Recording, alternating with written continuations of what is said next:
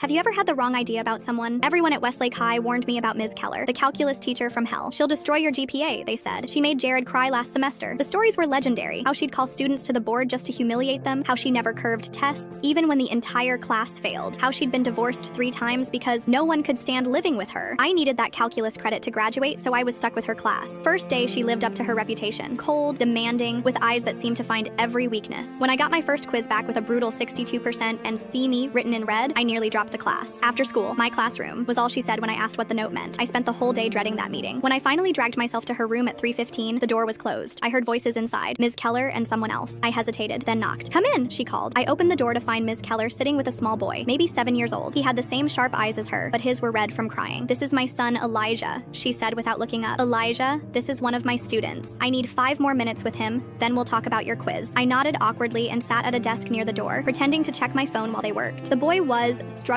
with basic multiplication. What struck me wasn't Ms. Keller's strictness, but her patience. She explained the same concept 4 different ways until something clicked for him. "That's it," she said, when he finally got it right. "See, I told you could do it." The smile that broke across her face transformed her completely. After Elijah packed up his things, Ms. Keller walked him to the door where a woman, presumably a babysitter, was waiting. She kissed his forehead before sending him off. When she turned back to me, the smile was gone, replaced by her usual stern expression, but something had shifted. I couldn't unsee that other version of her. "Your quiz," she said, pulling out my paper. "The concepts are clearly not clicking. What's your plan?" I don't know," I admitted. "Math has always been hard for me." She studied me for a moment. "Do you want to pass this class? Or do you want to understand calculus?" "Both, I guess." "Then you'll need to work harder than you ever have." She pulled out a calendar. "I'm here every morning at 6:30 and Tuesdays and Thursdays until 4:30. Pick your times." For the next 3 months, I showed up twice a week for extra help. It was brutal. She never lowered her standards, never accepted excuses. But slowly, I started to understand. One evening as we wrapped up, I noticed a photo on her desk I hadn't seen before. Ms. Keller in a cap and gown, arm around a frail-looking woman in a hospital bed who was also wearing a graduation cap. She caught me looking. My